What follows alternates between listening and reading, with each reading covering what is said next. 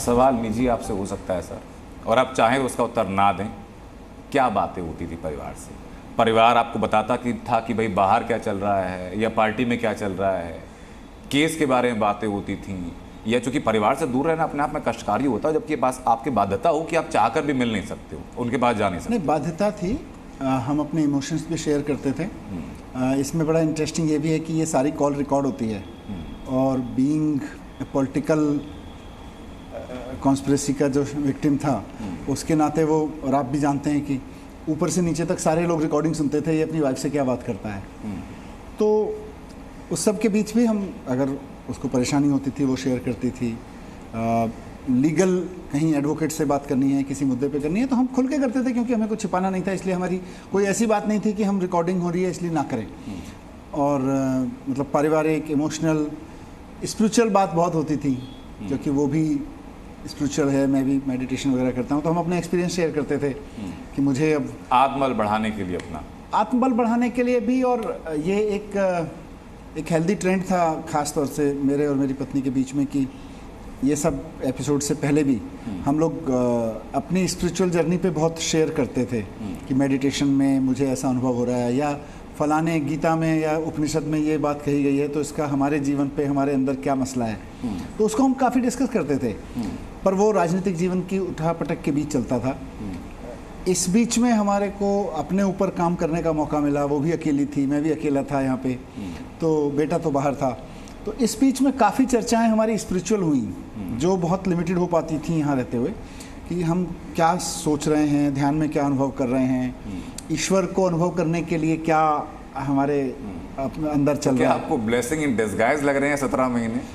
Blessing in disguise भी कह सकते हैं। मतलब जब मैं अंदर गया था तो एक परिस्थिति थी कि भाई मैं तो स्कूल बना रहा था, अस्पतालों पे काम कर रहा था, गवर्नेंस पे काम कर रहा था और ऑनेस्टली काम कर रहा था। तो अचानक ये क्यों हो गया मेरे साथ?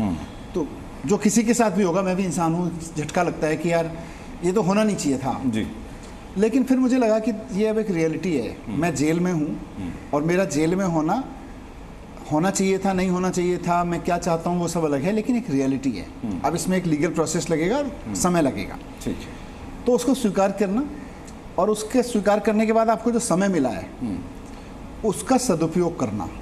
वो मैंने पढ़ते थे जेल में? मैं खूब पढ़ता था, खूब मेडिटेशन करता था, चिंतन करता था, नोट्स बनाता था अपने एजुकेशन को लेके, राजनीतिक देश की स्थिति को लेके, कि कल को जब काम करने के मौके आएंगे तो कैसे, किस दिशा में क्या काम करना है अपने लिए। सेल्फ डायरेक्शन, मैं कोई दुनिया के लिए नहीं बनाई मैंने अपने लिए बहुत सारे नोट्स बनाए कि कैसे फिर आगे काम करना है। तो उन्हीं नोट्स के आधार पर सर बताइए थोड़ी सी राजनीति की बातें, कि अब आगे का प्लान ऑफ एक्शन क्या है? कुछ महीनों के अंदर दिल्ली के अंदर चुनाव है। 17 महीने से दिल्ली के उप मुख्यमंत्री जो थे, इस्तीफा आपने दे दिया था, हालांकि इस्तीफे के ऊपर भी सवाल है, मैं वो पूछूंगा आपसे। वो थे नहीं फील्ड में। सीएम जो थे, जो आम आदमी पार्टी का सबसे बड़ा चेहरा है, वो जेल के अंदर इस वक्त पर हैं। आएंगे कि नहीं आएंगे भी अनिश्चितता उसके ऊपर है। चुनाव को लेकर तैयारियां क्या हैं सर? देखिए, चुनाव को लेकर तो पूरी तैयारी इसलिए है क्योंकि दिल्ली में अरविंद केजरीवाल जी ने दिल्ली के लिए जो किया है, केजरीवाल सरकार ने पिछले 10 साल में, वो अनपैरेलल है। दिल्ली में भी और उसके बाहर भी जो सरकारें 15-15, 20-20 साल से हैं, उन्होंने भी वो नहीं किया है। आज पूरे देश में कहीं भी सरकारी स्कूलों की हालत आप देख लीजिए, ख़राब ही मिलेगी आपको। अस्पतालों की हालत ख़राब है। महंगाई दर सबसे कम दिल्ली में है। बिजली पूरे देश में महंगी होती जा रही है, केवल दिल्ली में ही बिजली के बिल ज़ीरो आ रहे हैं। ये पब्लिक ट्रांसपोर्ट सिस्टम जितना दिल्ली में इफेक्टिव हो गया है, दिल्ली में भी कभी नहीं हुआ, और देश में तो कहीं पब्लिक ट्रांसपोर्ट सिस्टम ऐसा है ही नहीं। तो इन सब के बीच में दिल्ली के लोग ये देख रहे हैं कि यार ये पार्टी है जिसके ऊपर तमाम तरह के प्रहार हुए, इसके लीडर्स को जेल तक भेज दिया गया, लेकिन उसके बावजूद ना तो ये पार्टी टूटी और ना इस पार्टी ने गवर्नेंस रोकी, गवर्नेंस भी नहीं रुकने दी। मुख्यमंत्री जेल चले गए, उप मुख्यमंत्री जेल चले गए, लेकिन उसके बावजूद बाकी लीडरशिप ने पूरी जान झोंक रखी है दिल्ली के काम कराने के लिए। तो ये लोग ये बातें दिल्ली के लोग देख रहे हैं। दिल्ली के लोगों को लग रहा है यार, संकट के समय में भी जो लड़ते रहे, उनमें जज्बा तो है, ईमानदारी तो है, और इकट्ठे तो हैं, और काम तो किए उन्होंने। लेकिन लोकसभा चुनाव में लोगों ने इस बात को सोचा नहीं है सर। लोकसभा चुनाव एक अलग तरीके का पैटर्न है। जो अगर आप लोकसभा चुनाव को अकेले इस बार देखेंगे तो लगेगा हाँ यार ये क्या है। लेकिन अगर पिछले 3-4 लोकसभा चुनाव को देखेंगे तो हर लोकसभा चुनाव में कहीं ना कहीं ये दिल्ली का पैटर्न चल रहा है कि भाई लोकसभा चुनाव में बीजेपी चल रही है और विधानसभा चुनाव में आम आदमी पार्टी चल रही है। तो ये पैटर्न अभी भी जारी ही रहेगा, देखिएगा। एक सवाल लोगों के मन में ये भी है सर, जो आपके इस्तीफे से जुड़ा हुआ है, उसके बाद फिर मैं चुनाव को लेकर आगे बातें करूंगा, वो ये कि जब मनीष सिसोदिया जेल में गए तो उन्हें इस्तीफा दिया, तो पहला कारण तो लोगों को बता दीजिए कि भाई वो इस्तीफा नैतिकता के आधार पर था या पार्टी आला कमान का निर्देश था? नहीं, देखिए इसमें इस पूरे इशू पे काफ़ी बात हो रही है जी। एक मंत्री अगर जेल जाता है, उसने इस्तीफा दिया, उसकी जगह दूसरा मंत्री आ जाता है, सरकार नहीं गिरती है। एक मुख्यमंत्री, चाहे वो साजिश के तहत हुआ हो, साजिश के तहत एक मंत्री को जेल भेजते हैं और उसकी जगह दूसरा मंत्री ले लेता है, तुरंत ले सकता है। लेकिन अगर आप मुख्यमंत्री को जेल भेजते हैं और फिर कहते हैं भाई आप इस्तीफा दे दो, तो वहां तो पूरी सरकार ही गिर जाती है। झारखंड ने उदाहरण पेश किया सर, हेमंत सोरेन गए तो मुख्यमंत्री चंपे सोरेन बने। इन्हीं उदाहरणों से तो डरना है, इन्हीं उदाहरणों से तो बचना है अब देश को। ये जो उदाहरण सेट होते जा रहे थे, देखिए एक समय में था कि केंद्र सरकार चुनाव में अपनी राजनीति करती थी, केंद्र की पार्टियां, और राज्यों में अपने होते थे, और जो भी पार्टी की सरकार जीते, केंद्र और राज्यों में एक तालमेल का संबंध रहता था। सत्ता में बैठी हुई केंद्र की सरकार और राज्यों में बैठी हुई विपक्ष की सरकारें कोई काम वाम नहीं रोकती थी। चुने हुए मुख्यमंत्रियों को उठा उठा के जबरदस्ती झूठे आरोप लगा लगा के जेल भेजने का ट्रेंड नहीं था। उनकी सरकारें तोड़ने का तो बिल्कुल नहीं था, उनकी पार्टियों को तोड़ने का बिल्कुल ट्रेंड नहीं था। वो ट्रेंड अचानक देश में हमने पिछले 7-8 साल में देखा कि भाई जिस राज्य में भारतीय जनता पार्टी की सरकार नहीं बन रही, उस राज्य में या तो उसकी पार्टी को तोड़ दो, विपक्षी पार्टी को तोड़ दो, उसकी सरकार को गिरा दो। ये इन्होंने कई जगह किया, झारखंड, दिल्ली, जैसे महाराष्ट्र इन्होंने किया, उत्तराखंड में किया, अरुणाचल में किया, बहुत सारे राज्यों में किया और बहुत सारे राज्यों में प्रयास भी किए। दिल्ली में इनका ये ऑपरेशन लोटस सफल नहीं हुआ, झारखंड में इनका ये ऑपरेशन लोटस सफल नहीं हुआ। तो इन्होंने झारखंड के मुख्यमंत्री के ऊपर आरोप लगाए, झारखंड के मुख्यमंत्री ने इस्तीफा दिया। अब इनको लगा ये तो शॉर्ट रेसिपी है यार, अगर हमारी सरकार कहीं नहीं है तो उसके बाद उसको हटाने का सबसे बढ़िया तरीका यही है कि किसी आदमी को रास्ते चलते हुए पकड़ो, उसको 6 महीने जेल में रखो, उससे एक स्टेटमेंट लो, हाँ जी मुख्यमंत्री जी ने मेरे से कहा था, और उसके आधार पर उसके बाद मुख्यमंत्री को जेल में डाल दो और फिर बोलो नैतिकता के आधार पर इस्तीफा दो। तो विपक्ष की सारी सरकारों को एक दिन में गिराया जा सकता है इससे। तो यहाँ जब अलोकतांत्रिक तरीके से, अनैतिक तरीके से विपक्ष की पार्टियों को टारगेट कर करके उनके ऊपर वो आरोप लगाए जा रहे हैं जो आतंकवादियों के ऊपर लगाए जाते हैं, कानून जो कानून ड्रग माफियाओं के ऊपर लगाए जाते हैं, वो उनके ऊपर आरोप लगाए जाएंगे, उनके ऊपर कानून लगाए जाएंगे, तो मुझे लगता है फिर आपको ये ट्रेंड तोड़ना पड़ेगा। अरविंद केजरीवाल जी ने ऑपरेशन लोटस का ये जो सेकंड पार्ट था ये तोड़ा है। तो वो ट्रेंड सर पहले फिर मनीष सिसोदिया ने क्यों नहीं तोड़ा? नहीं, मनीष सिसोदिया, देखिए मनीष सिसोदिया के इस्तीफे से सरकार नहीं गिरती। मनीष सिसोदिया मिनिस्टर है, मनीष सिसोदिया ने इस्तीफा दिया, मुख्यमंत्री जी ने तुरंत दूसरा मंत्री बना दिया। और मुझसे टैलेंटेड लड़की अभी दिल्ली की एजुकेशन मिनिस्टर है, जो हमारी साथी हैं आतिशी जी। तो वहाँ लेकिन जब मुख्यमंत्री को आप कह रहे हैं तो भाई ये तो शॉर्टकट रेसिपी है ना, कि आपने एक जगह प्रयोग किया, सरकार तोड़ दी, दूसरी जगह प्रयोग किया, सरकार तोड़ दी, गिरा दी, पार्टियां तोड़ दी, तीसरी जगह किया, सरकार तोड़ दी, पार्टियां गिरा दी, फिर अचानक आपको लगा ये तो टूट नहीं रहे, चलो सरकार गिराई दो।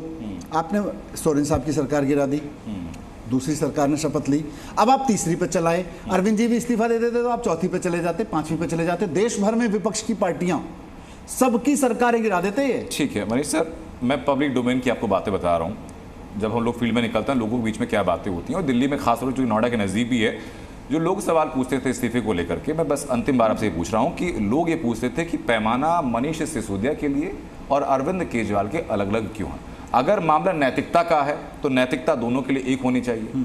अगर मामला सरकार बचाने का है तो उदाहरण फिर आपको झारखंड से लेना चाहिए कि हेमंत सोरेन ने सरकार अपनी बनाए रखी, आपके विधायक तो टूट नहीं रहे थे, मुख्यमंत्री के ऊपर आरोप था, उनको जेल जाना था, किसी और को दारोमदार सौंप करके वो चले जाते, निर्णय कोर्ट से आता, वापस अगर आते तो ससम्मान अपनी कुर्सी पर वापस विराजते। सवाल डिस्प्यूट तो पार्टी के अंदर होता नहीं कभी। सवाल केंद्र में बैठी भारतीय जनता पार्टी के अहंकार और उसके एजेंसियों के और कानूनों के दुरुपयोग का जवाब देने का है। बात नैतिकता की भी नहीं है और बात सरकार बचाने की भी नहीं है। ये भारतीय जनता पार्टी के मुंह खून लग जाए कि भैया जिस मुख्यमंत्री को आपको गिराना है उसको 2 मिनट में हम गिरा देंगे, अभी अब ईडी भेजेंगे, आतंकवादियों वाला उसके ऊपर कानून लगाएंगे और उसके बाद उसको 2 मिनट में गिरा देंगे। ये तो अच्छा फॉर्मूला है। तो इसको रोकने के लिए बहुत ज़रूरी है कि मुख्यमंत्री जी का इस्तीफा नहीं होना था। मेरी अपनी राय है, मैं किसी दूसरी पार्टी की पॉलिटिकल स्ट्रेटेजी तय नहीं कर सकता, पर फिर भी मुझे लगता है कि विपक्ष पे जब जब ऐसे हमले हों, देखो आपने गलत किया है तो आपको ठीक है, आप कुछ भी करिए, लेकिन नहीं करना चाहिए इस तरह से सरेंडर, इस तरह से नहीं झुकना चाहिए, वरना आप उसको हिम्मत दे रहे हो सामने वाले को, आप उसको भारतीय जनता पार्टी की हिम्मत बढ़ा रहे हो। एक राज्य में सरकार गिर गई, दूसरे में गिर गई, तीसरे में गिर गई, भाई आप चुनाव लड़ो, जाके जीतो, जीत सकते हो तो जीतो, नहीं जीत सकते हो तो चुप बैठो, अपना केंद्र में तुमको सरकार दी है बनाने के, उसको चलाओ। जिस राज्य ने दूसरी पार्टी की सरकार चुन ली उसको पहले तो तोड़ने की कोशिश करते हो, नहीं टूटती तो गिराने की कोशिश करते हो, नहीं गिरती तो फिर मुख्यमंत्री के ऊपर झूठे आरोप लगा के उसको जेल में डालने की कोशिश करते हो। कर क्या रहे हो? अभी हाईकोर्ट ने जो कहा, अगर सोरेन साहब के केस पे ही, चलिए ठीक है, सोरेन साहब ने इस्तीफा दिया, हाईकोर्ट के फैसले से तो प्रूव हो गया कि भाई ये इन्होंने ईडी ने गलत आरोप लगाए थे, तो फिर अब तो उनको इस्तीफा देना चाहिए जो लगा रहे थे आरोप। एक और चीज सर, जो पब्लिक डोमेन में जब हम लोग जाते हैं और खासतौर पर आपके बाहर आने के बाद वो समीकरणें बदली हैं, जब आप जेल के अंदर थे, बार बार सुनवाई होती थी, बेल नहीं मिलती थी, तो डिस्कशन होता था, लोग कहते थे कि भाई को कुछ किया तो बेल क्यों नहीं मिल रही है। अब डिस्कशन चेंज हो गया, अब कहा जा रहा है कि बेल ही तो मिली है, कौन सा ये निर्दोष साबित हो गए हैं। तो इस मामले पर क्या मतलब, क्योंकि आक्षेप तो हैं, और ये सबसे खतरनाक तब होता है जब पब्लिक डोमेन में चीज़ चली जाती है, क्योंकि लोगों को मतलब नहीं होता कि केस की इंक्वायरी क्या चल रही है या कोर्ट के अंदर क्या बोला गया, उनको सिर्फ ये होता है भाई कि दिल्ली का एक उप मुख्यमंत्री जिसने शिक्षा नीति बनाई और जिसने शराब नीति बनाई, और उसी शराब नीति में वो जेल के अंदर है। देखिए, इन्होंने धाराएं ऐसी लगा दी कि ये पूरा जो मामला है, वैसे तो पूरा सब्जुडिस है, मैं अब डिटेल में बताऊंगा तो यहाँ का हमारा कन्वर्सेशन भी कल को कोर्ट में तलब हो सकता है जी। इसलिए मैं उस तरफ इसको ट्रायल के पॉइंट ऑफ व्यू से नहीं बोलूँगा। इतना ज़रूर बोलूँगा कि ये सारा मामला केवल बेल तक था, इनको सबको पता था जो ज़रा सा भी लॉ समझते हैं जी, कि ऐसे धाराएं लगाई गई हैं जो आतंकवादियों की फंडिंग और ड्रग माफिया की फंडिंग पे लगाई जाती हैं कानून की, उन धाराओं के तहत बेल होना मुश्किल होता है। तो मनीष सिसोदिया के ऊपर, अरविंद केजरीवाल जी के ऊपर, संजय सिंह जी के ऊपर, इन सब के ऊपर, और बात हमारी नहीं है, हेमंत सोरेन साहब के ऊपर, कल को राहुल गांधी के ऊपर यही धाराएं लगाई जा रही हैं। इनको भी अगर जेल में डाला गया तो ईडी में यही होगा कि साहब जमानत बड़ी मुश्किल होती है, कानून बहुत स्ट्रिक्ट बनाए गए हैं। तो वो स्ट्रिक्ट कानून बनाए तो उन लोगों के लिए गए थे आतंकवादियों की फंडिंग रोकने के लिए या ड्रग माफिया की, लगा दिए गए देश के व्यापारियों पे और विपक्ष पे। वहाँ बेल होना निश्चित रूप से मुश्किल, थोड़ा टफ होता है, समय लगता है उसमें बेल होने में। उसके बाद इस केस में कुछ नहीं है। उसके बाद इस केस में अगर आप कोर्ट की टिप्पणियों पर ही जाएंगे तो देखेंगे सुप्रीम कोर्ट ने कहा था कि आपके पास जिसे आप सबूत कह रहे हैं वो कुल मिला के एक ऐसे आदमी का बयान है जिसको आपने 6 महीने जेल में रखा जी, और उससे पहले उसके कुछ और भी बयान हैं। वो 6 महीने बाद अपना कोई बयान बदलता है, जमानत लेने के लिए आपका अप्रूवर बनता है, ट्रायल में ये 2 क्वेश्चन नहीं फेस कर पाएगा। ये सुप्रीम कोर्ट की टिप्पणी है। तो इसलिए मैं कहा कि अब इस केस में केवल और केवल ट्रायल के खत्म होने का इंतजार है हम सबको जी। जिस दिन ट्रायल खत्म होगा उस दिन सच आ जाएगा सामने। केस में कुछ नहीं था, जो हम पहले से कह रहे थे वो सामने आ जाएगा। बेल का इंतजार था और इनको ये पता था कि अगर हम सामान्य कोई धारा वारा लगाएंगे तो बेल फटाफट हो जाएगी, इसलिए ऐसी धारा लगाओ जो आतंकवादियों को बेल जैसे मुश्किल होती है वैसी वाली धारा लगा दो इनको। ठीक है, एक मेरा अंतिम सवाल रहेगा सर आपसे। आज की तारीख में आपके मित्र आम आदमी पार्टी के संयोजक अरविंद केजरीवाल का जन्मदिन भी, अगर मेरी इन्फॉर्मेशन गलत नहीं है तो। नहीं, ठीक बात है। और आज ही के दिन आप अपनी पैदल यात्रा भी शुरू कर रहे हैं, तो क्या एक पॉलिटिकल मैसेजिंग के तहत ये आज का दिन चुना गया? और इसी से जुड़ता दूसरा सवाल ये कि जो मनीष सिसोदिया अब तक नीति निर्धारण में मुख्य भूमिका में रहते थे, अब वो एक्टिव पार्टिसिपेशन में सामने आएंगे? जहाँ तक मेरी, पहले अरविंद जी के, मैं मतलब हमारे सबके लिए बहुत बड़ा दिन है, अरविंद केजरीवाल जी का जन्मदिन है, और आई विश कि वो आज हमारे साथ होते तो हम साथ में बैठ के सेलिब्रेट कर रहे होते, पर मैं उनको उनके अपनी तरफ से, उनके तमाम चाहने वालों की तरफ से शुभकामनाएं देता हूँ जन्मदिन की। मेरी जहाँ तक भूमिका की बात है, मैं जब बाहर आया जेल से तो मुझे पार्टी कार्यकर्ताओं ने, लीडर्स ने यही आदेश दिया, यही कहा, सलाह दी कि भाई अभी चलते हैं नीचे ज़मीन पे, लोगों के बीच चलते हैं। तो मैं लोगों के बीच चल रहा हूँ। आपने टाइमिंग की बात की, ये एक अच्छा संयोग है कि आज अरविंद जी का भी जन्मदिन है और आज से मेरी पदयात्रा शुरू हो रही है। थोड़ा सा टेक्निकल है, मेरी पदयात्रा एक्चुअली 14 तारीख से शुरू होनी थी जी।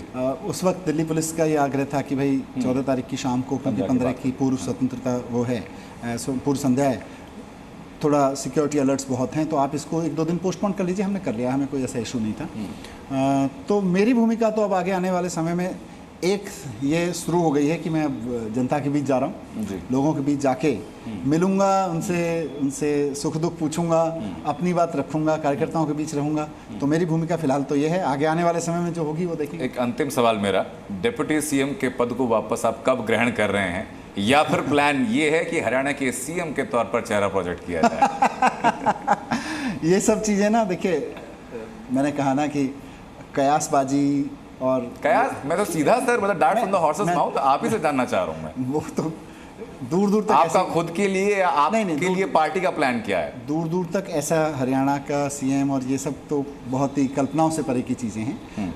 बतौर डिप्टी सीएम मेरी कोई आगे अभी फिलहाल भूमिका रहेगी नहीं रहेगी, एक बार सीएम साहब जल्दी बाहर आ जाएंगे, उसके बाद तय कर लेंगे कि मुझे सरकार में भी कोई भूमिका निभानी है। अगले 4-5 महीने में लोगों के बीच में रह के और जनता के बीच में ही रह के काम करूँ। ये सब मुझे अपनी कोई चॉइस नहीं है, मेरी कोई ऐसी इच्छा नहीं है कि मैं डिप्टी सीएम के पद से इस्तीफा दे के गया था तो मुझे वापस वो बनाए। मेरी ऐसी बिल्कुल इच्छा नहीं है, मेरे कोई जल्दबाजी नहीं है। पार्टी जो तय करेगी और भगवान ने जो तय कर रखा है वही होगा। पार्टी गठबंधन को लेकर क्या तय करेगी सर हरियाणा में? वो तो पार्टी ही बताएगी फिर। आप ही चेहरा हैं पार्टी के इस टाइम पर। मैं पार्टी का हिस्सा हूँ, मैं पार्टी नहीं हूँ। हाँ। पार्टी बहुत महत्वपूर्ण है और पार्टी पूरी टीम है। ठीक ठीक, बहुत बहुत शुक्रिया मनीष जी आपका जी न्यूज़ के साथ जुड़ने के लिए और ईमानदारी से सारे प्रश्नों का बहुत उत्तर बहुत देने के लिए। शुक्रिया, धन्यवाद। जी न्यूज़।